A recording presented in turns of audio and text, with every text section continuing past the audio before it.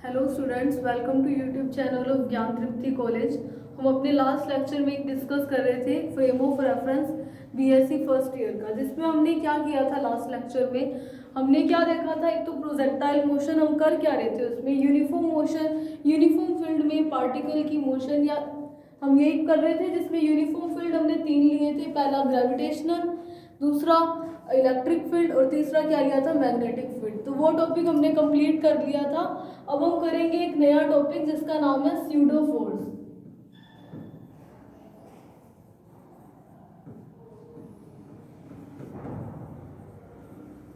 Pseudo force को हिंदी में बोलते हैं छद्म बल। इसका और भी एक नाम होता है, तो वो नाम होता है एक अपैरेंट फोर्स।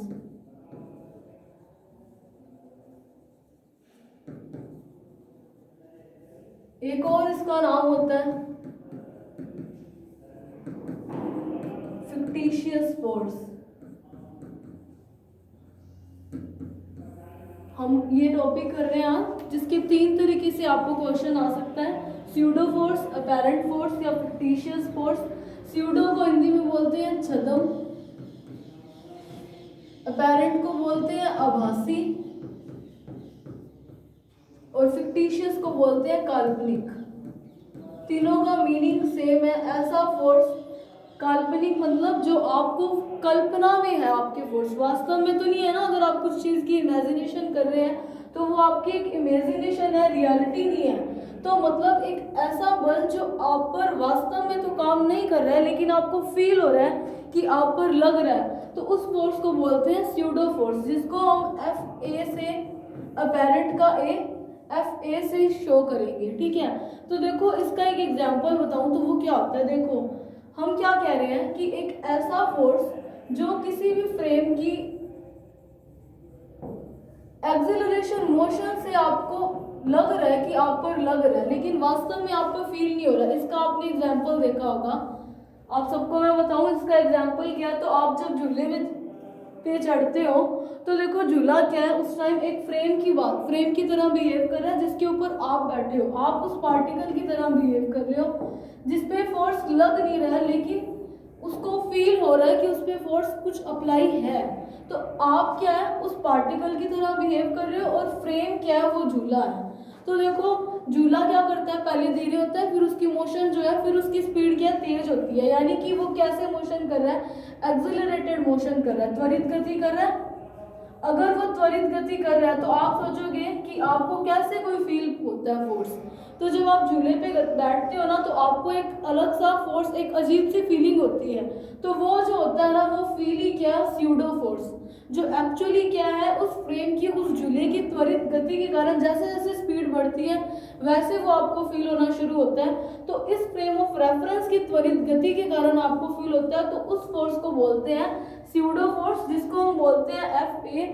और एक क्या है, एफ आर। ये क्या है, आर का मतलब है रियल, यानी कि जो वास्तव में काम कर रहा है। अगर रियल में देखें तो एम जी जो है, ये एक रियल फोर्स है, ये वर्क कर रहा है। हम अर्थ पे हैं तो हम पर ये ग्रेविटेशनल फोर्स तो फील कर रहा है। तो मतलब इस टाइम उस फ्रेम ऑफ रेफरेंस पे जो टोटल फोर्स होगा वो क्या होगा, ये एफ वेक्टर में लगा देती हूँ। एफ वेक्टर मतलब एफ टोटल, वो कितना है, F real plus F A.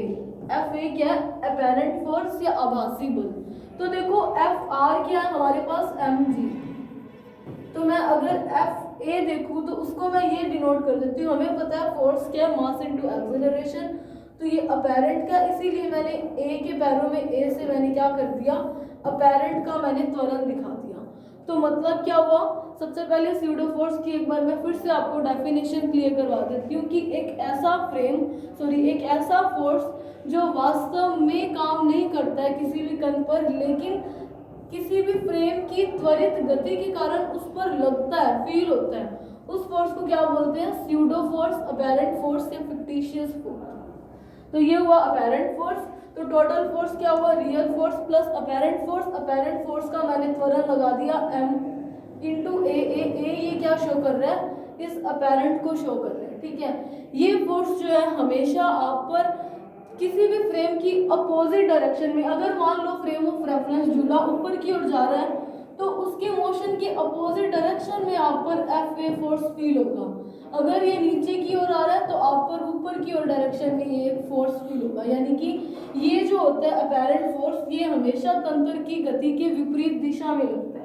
इसका एक एग्जाम्पल और है, वो है जब आप लिफ्ट में जाते हो, तो आपने शायद लिफ्ट वाला पढ़ा भी हुआ है, जिसमें आपको भारीनता की स्थिति दिखाई देती है, वेटलेस जो है वेट आपका 0 हो जाता है। वो कब होता है, जब कोई आपने पढ़ा होगा कि कोई लिफ्ट जो है वो टूट करके नीचे गिर जाती है, तो उस टाइम जो है आपका सिर जो है वो लिफ्ट के ऊपर छत से टकरा जाता है, तो वो क्या हो जाती है, वेटलेस की स्थिति हो जाती है। तो इसमें देखो लिफ्ट में अलग अलग केस बन सकते हैं। मान लो ये कोई लिफ्ट है, ठीक है, अगर पहला केस ले लेते हैं कि लिफ्ट रेस्ट में है, क्या है, लिफ्ट क्या है, रेस्ट में है, तो देखो इस पे रियल फोर्स तो लगेगा mg, और मान लिया कि देखो ये जो अपैरेंट फोर्स था वो कैसे था, लिफ्ट के या जो फ्रेम था उसके अपोजिट डायरेक्शन की, मतलब मोशन के अपोजिट डायरेक्शन में लग रहा है। तो यानी कि ये जो लिफ्ट है वो क्या है, फ्रेम की तरह काम कर रहा है, और जिसमें आप खड़े हो तो आप उस पार्टिकल की तरह हो। तो देखो ये मैंने मान लिया, एक तो देखो mg तो लगेगा ही लगेगा। अगर लिफ्ट रेस्ट में है तो इसका मतलब क्या है, त्वरण कैसा है, 0 है। तो इस स्थिति में जो फोर्स लगेगा वो क्या होगा, सिर्फ Fr ही होगा, जो कि mg है, ये वेक्टर लगा रहे हैं। तो देखो ये तो होता है हमारा केस फर्स्ट, जब क्या है, हम क्या स्टडी कर रहे हैं कि लिफ्ट में जब आप जाते हो तो उस टाइम पे आप पर जो फोर्स लग रहा है वो क्या है। तो फर्स्ट केस जब लिफ्ट रेस्ट में है। सेकंड केस क्या ले लेते हैं, केस सेकंड ले लेते हैं कि लिफ्ट जो है वो ऊपर की ओर जाती है, लिफ्ट ऊपर की ओर गतिशील, lift is moving in upward direction. अगर ऊपर की ओर जा रही है तो उस केस में देखो क्या होगा, ये लिफ्ट ले ली, इसके ऊपर mg तो लगेगा, ये टेढ़ी बनी है, लिफ्ट टेढ़ी नहीं है, ठीक है, एक तो mg फोर्स लगेगा ही लगेगा, Fr लिख देती हूँ मैं, ठीक है। और दूसरा क्या है, लिफ्ट ऊपर की ओर जा रही है तो उसका जो त्वरण होगा उसके कारण ही आप पर फोर्स लग रहा है, तो है तो अपैरेंट फोर्स, तो मैंने एक्सेलरेशन को भी अपैरेंट ले लिया, आभासी ले लिया। अपैरेंट फोर्स को डिनोट करने के लिए ए लिखे और कुछ भी नहीं है। तो देखो मैंने क्या कहा था, लिफ्ट की जो भी फ्रेम ऑफ रेफरेंस है उसके मोशन के अपोजिट डायरेक्शन पर ही अपैरेंट फोर्स लगता है। तो देखो लिफ्ट ऊपर की ओर जा रहा है, तो इसका मतलब क्या है, अपैरेंट फोर्स कहाँ लगेगा, नीचे की ओर लगेगा। तो इस केस में मैं अगर F टोटल देखूं तो वो क्या हो जाएगा, Fr प्लस Fa प्लस आएगा, क्योंकि Fr और Fa दोनों क्या सेम डायरेक्शन में है। अगर दोनों सेम डायरेक्शन में है तो जुड़ जाएंगे। तो इसका मतलब क्या हुआ, Fr क्या है mg प्लस Fa क्या है ma,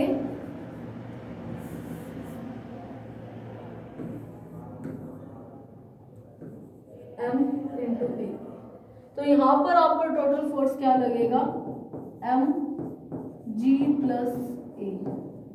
इसका मतलब क्या है, वेट के मतलब ये आपका मास है, उसके कंपैरिजन में जो आप पर फोर्स लगना था उससे ज्यादा लग जाएगा फोर्स। तो ये क्या हुआ, जब आप क्या लिफ्ट ऊपर की ओर गति कर रही है। अब अगर मैं देखूं दूसरा केस कि लिफ्ट नीचे की ओर आ रही है,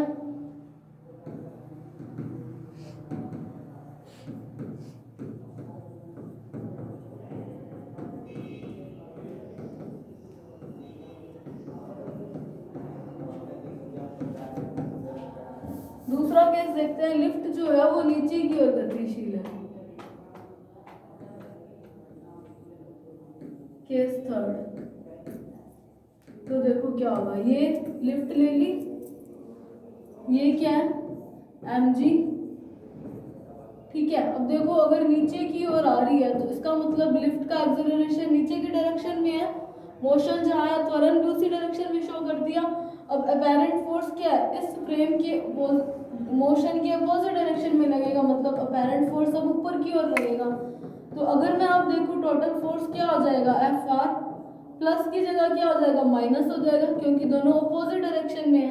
तो बल क्या लगा, mg माइनस ma, a से शो कर दिया, mg माइनस a, यानी कि इस टाइम उसके ऊपर फोर्स क्या है, कम लगेगा, पहले के कंपैरिजन में कम लगेगा, जी से कुछ घट रहा है। अब ले रहे हैं हम केस फोर्थ। केस फोर्थ क्या है, जब लिफ्ट टूट जाए या लिफ्ट का एक्सेलरेशन g हो जाए, ठीक है। ये लिफ्ट का एक्सेलरेशन त्वरण का g होना या लिफ्ट का टूटना एक ही बात है। तो देखो इस केस में क्या है, एक तो mg लग रहा है, दूसरा क्या है, लिफ्ट जो है g वेग से टूटेगी तो ऑब्वियस बात है वो ऊपर से नीचे ही आएगी तभी टूटेगी, तो उसका एक्सेलरेशन क्या है, g हो गया। अब अगर वो नीचे की ओर गिरकर आ रही है, टूट रही है, तो मतलब फोर्स क्या है, अपैरेंट फोर्स उसके अपोजिट डायरेक्शन में लग जाएगा। तो अब देखो मैंने क्या किया है, ये जो था वो मैं इसको अपैरेंट एक्सेलरेशन ले रही थी, लिफ्ट की मोशन के कारण यहाँ पर अपैरेंट फोर्स लग रहा है। अगर ये एक्सेलरेशन ही g ले लूँ तो अपैरेंट फोर्स क्या हो जाएगा, इस केस में अपैरेंट फोर्स mg हो जाएगा, क्योंकि मैं पहले त्वरण को a ले रही थी, अभी मैंने g लिया। तो देखो टोटल फोर्स क्या हो जाएगा, Fr माइनस हो जाएगा, दोनों बल अपोजिट डायरेक्शन में है, इंटू माइनस Fa। अब Fr तो मेरे पास है ही mg। अगर अब लिफ्ट का एक्सेलरेशन भी g हो गया तो अपैरेंट फोर्स क्या हो जाएगा, mg, दोनों कैंसिल हो गया। इस केस में उसके ऊपर कोई फोर्स काम नहीं करेगा, जिससे उसका सिर जो है वो इस लिफ्ट की रूफ से टकरा जाता है। तो ये हुआ हमारा स्यूडो फोर्स, अपैरेंट फोर्स या फिक्टिशियस फोर्स, मतलब ऐसा फोर्स जो वास्तव में किसी कण पर काम नहीं करता है लेकिन उसकी त्वरित गति के कारण फ्रेम की आपको फील होता है। तो ये हुआ स्यूडो फोर्स। अब हम करते हैं नेक्स्ट टॉपिक, वो है, अब देखो इससे पहले मैं आपको कुछ चीज़ रिमाइंड कराऊं जो हमने फर्स्ट लेक्चर में करा था। वो हमने दो फ्रेम ऑफ रेफरेंस लिए थे। फ्रेम जो थे हमने दो टाइप के लिए थे, एक तो लिए थे इनर्शियल, दूसरा लिया था नॉन इनर्शियल। इनर्शियल जो फ्रेम ऑफ रेफरेंस थे वो कौन से थे, जड़त्वीय, जो कि क्या कर रहे थे, ये आपने पढ़ा हुआ है, न्यूटन की गति के नियम को फॉलो कर रहे थे, या ऐसे थे जो कांस्टेंट वेलोसिटी से मूव कर रहे थे, या उनका वेग क्या था, जीरो था। यही था हमारा जड़त्वीय निर्देश तंत्र। दूसरा हमने क्या लिया था, अजड़त्वीय, इसको हिंदी में क्या बोलते हैं, अजड़त्वीय। अजड़त्वीय क्या है, ऐसे जो न्यूटन के गति के नियम को फॉलो ना करें या जिनमें एक्सेलरेशन हो, त्वरण उत्पन्न हो, यानी कि v जो है वो कांस्टेंट या जीरो ना हो, यही था। तो अभी हम क्या करते हैं, हमने पहले वाले लेक्चर्स में क्या किया था, इनर्शियल फ्रेम ऑफ रेफरेंस के लिए या जड़त्वीय निर्देश तंत्र के लिए हम क्या कर रहे थे, ट्रांसफॉर्मेशन इक्वेशन पढ़ रहे थे, रूपांतरण समीकरण, जिसमें हम गैलेलियन भी पढ़ा था। अभी हम क्या पढ़ते हैं, अजड़त्वीय के लिए।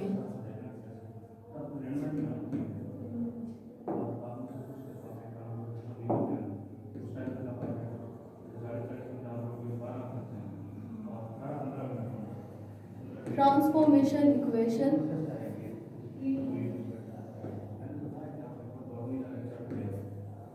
For rotational frame of reference.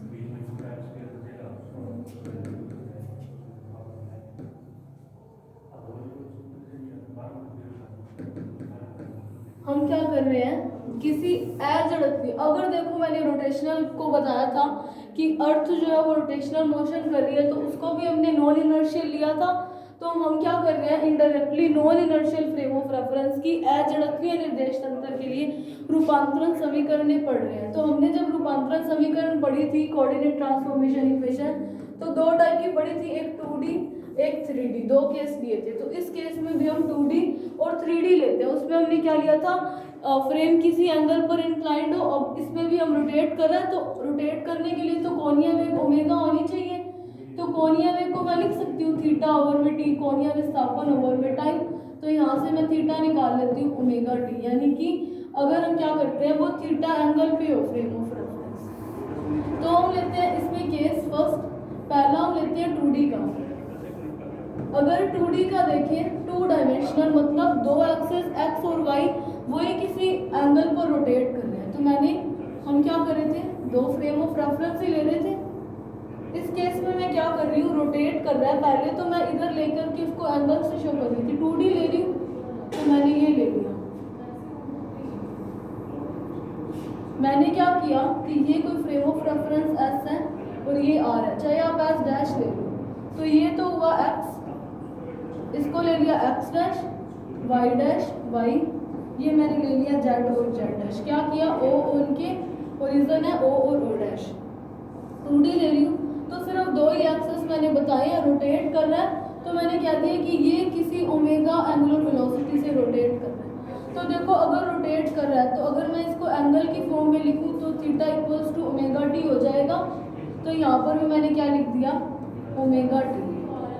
अब देखो मैंने 2D के लिए ट्रांसफॉर्मेशन इक्वेशन पढ़ी थी, मैंने क्या किया, एक फ्रेम ऑफ रेफरेंस एस लिया है जिसमें क्या एक्स डैश, एक्स वाई और जेड इसके क्या एक्सेस, ओ इसका ऑब्जर्वर है।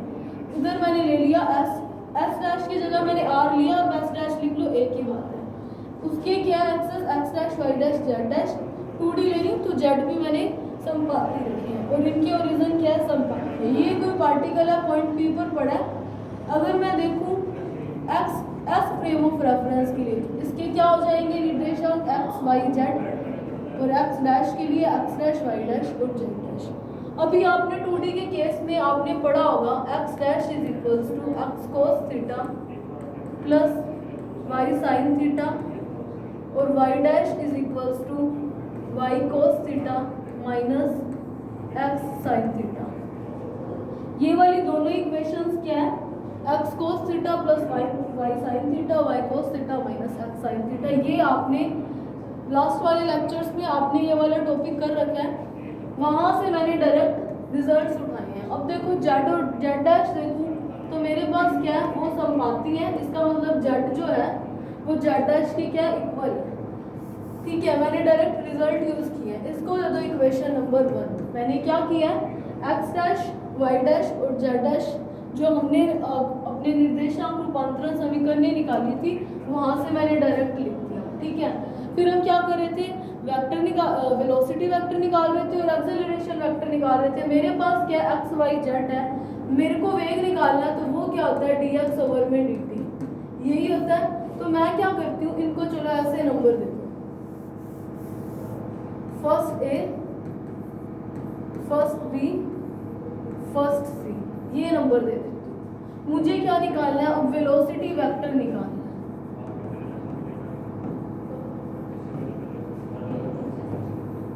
तो उसके लिए मैं क्या करती हूँ, equation differentiating equation first A, equation first A का अगर मैं अवकलन करूँ तो देखो मेरे पास क्या आएगा, मैं टाइम के रिस्पेक्ट नहीं कर रही हूँ, सीधा कर रही हूँ। तो देखो अगर मैं इस फर्स्ट ए का करती हूँ तो क्या आएगा, dx डैश, इसका करूँ तो क्या आ जाएगा, dx cos थीटा। देखो हमारे पास क्या है, ओमेगा टी, ये टी है, तो मैं यहाँ पर थीटा की जगह ओमेगा टी लिख देती हूँ। थीटा की जगह मैंने ओमेगा टी लिख दिया, प्लस कोस का करना पड़ेगा मुझे। कोस का करती हूँ तो देखो क्या आता है, माइनस साइन थीटा और ओमेगा भी साथ में है, तो क्या आ जाएगा, minus omega X sine omega T, यही होगा। अब मैं इसका करती हूँ, plus D Y sine theta की जगह फिर से मैंने ओमेगा टी लिख दिया, या आप यही लिख देना थीटा की जगह ओमेगा टी। फिर इसको नंबर दे देना first A, second, first B, first C, plus sign का करोगे तो क्या आएगा, कोस थीटा। तो मेरे पास क्या थीटा, क्या ओमेगा टी, ओमेगा यहाँ पर देखो dt भी आएगा साथ में, टी का भी तो करोगे ना तो dt साथ में आएगा। देखो इस टी का करोगे, ओमेगा को रहने दो, तो plus D Y sine omega T, फिर यहाँ पर ये प्लस है, इसका करते हैं Y omega cos omega T dot dt। तो ये मेरे पास एक डिफरेंशिएशन आया। अब देखो मैं क्या कर सकती हूँ, इन वाली इक्वेशंस को एक साथ लिख देती हूँ और dt कॉमन लेती हूँ। तो देखो क्या आएगा, dx डैश क्या आएगा, dx cos omega T plus dy sign omega T, plus इस वाली इक्वेशन से मैं क्या कॉमन ले सकती हूँ, एक ओमेगा और एक dt, इधर भी ओमेगा dt है तो ओमेगा dt कॉमन लिया, यहाँ क्या बचेगा, मैं प्लस वाली टर्म पहले लिख देती हूँ, y cos omega T minus x sign omega T. तो मेरे पास क्या आया, omega y cos omega T minus X sine omega T dot D T. ये बना। अब इधर देखो मेरे पास इक्वेशन फर्स्ट बी क्या है, y dash is equals to y cos theta minus x sin theta, जहाँ पर थीटा क्या है ओमेगा टी, यानी कि y cos omega T minus x sin omega T, ये है y डैश। तो यहाँ पर मेरे पास ये टर्म बन रही है y cos omega T minus x sin omega T, जो कि किसकी वैल्यू है y डैश की। तो मैं लिख देती हूँ by using equation first B. तो यहाँ पर मेरे पास dx डैश क्या हुआ, dx cos omega T plus dy sin omega T plus omega y dash into D T. इसको दे दो इक्वेशन नंबर, वैसे ही 2a 2b 2c लिख देगी। मुझे क्या करना है, अब फर्स्ट बी का कर देती हूँ डिफरेंशिएशन।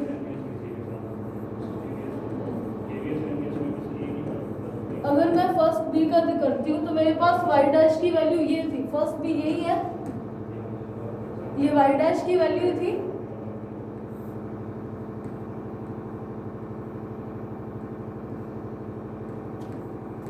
तो यहाँ पर मैं इसका डिफरेंशिएशन करती हूँ, D Y dash equals to D Y cos omega T minus cos का करेंगे Y omega sine omega T dot D T. अब फिर से क्या माइनस साइन है, minus D X sine omega T, minus था साइन का करेंगे तो कोस आ जाएगा X omega cos omega T dot D T. वैसे ही डी टी ओमेगा कॉमन आ रहा है, उसको कॉमन ले देते हैं। तो डी वाई डैश क्या आया, डी एक्स को मैं पहले लिख देती हूँ, क्या आया, चलो डी वाई लिखते हैं क्योंकि वो माइनस में, D Y cos omega T minus D X sine omega T.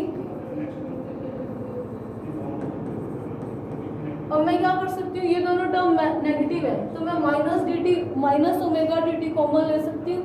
तो मैंने ले दिया माइनस ओमेगा, यहाँ क्या बचा Y sine omega T, plus में हो जाएगा क्योंकि मैंने माइनस कॉमन लिया X cos omega T dot D T. अब जैसे ये वाई डैश बना था वैसे ही ये वाली टर्म क्या बन रही है मेरे पास, अगर मैं देखूं फर्स्ट ए से, वो क्या है X cos omega T plus Y sine omega T, ये बन रहा है, यानी कि एक्स डैश। यहाँ पर मेरे पास यही टर्म बन रही है तो यहाँ पर मैं एक्स डैश लिख देती हूँ। तो डी वाई डैश क्या आया मेरे पास, D Y cos omega T minus D X sine omega T minus X dash omega D T. इसको दे देते हैं इक्वेशन नंबर 2a दिया था, इसको दे दो 2b। अब मैं क्या करूं, मुझे डिफरेंशिएशन करके वेक्टर निकालना वेलोसिटी का। तो देखो मेरे पास फर्स्ट c क्या पड़ी है, इसका डिफरेंशिएशन कर देती हूँ।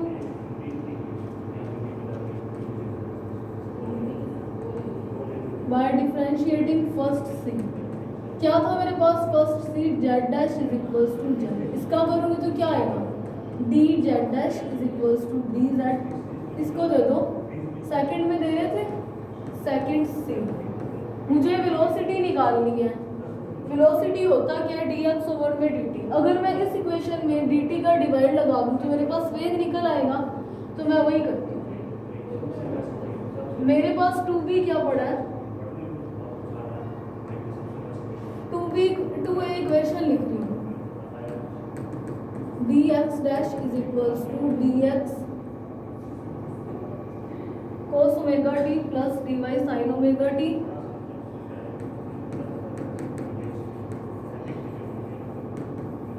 Plus omega y dash dt।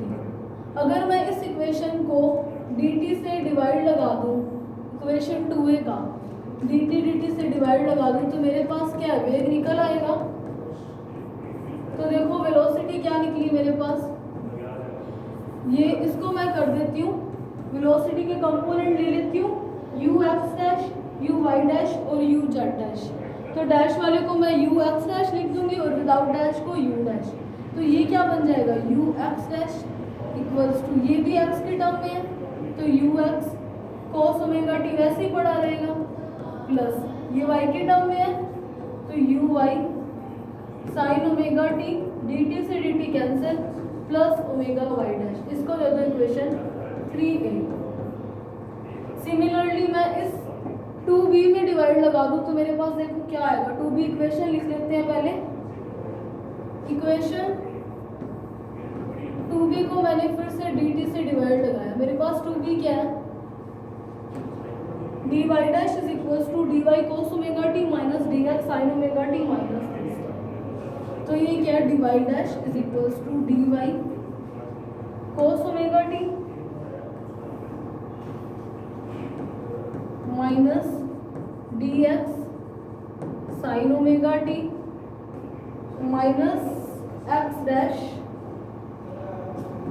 Omega dt। इसके अंदर मैं dt का डिवाइड लगाऊं, तो देखो क्या बनेगा d, इसको मैं लिख देती हूँ velocity u y dash is equals to u y cos omega t minus u x sin omega t minus omega x dash, इसको होता है इक्वेशन नंबर 3b।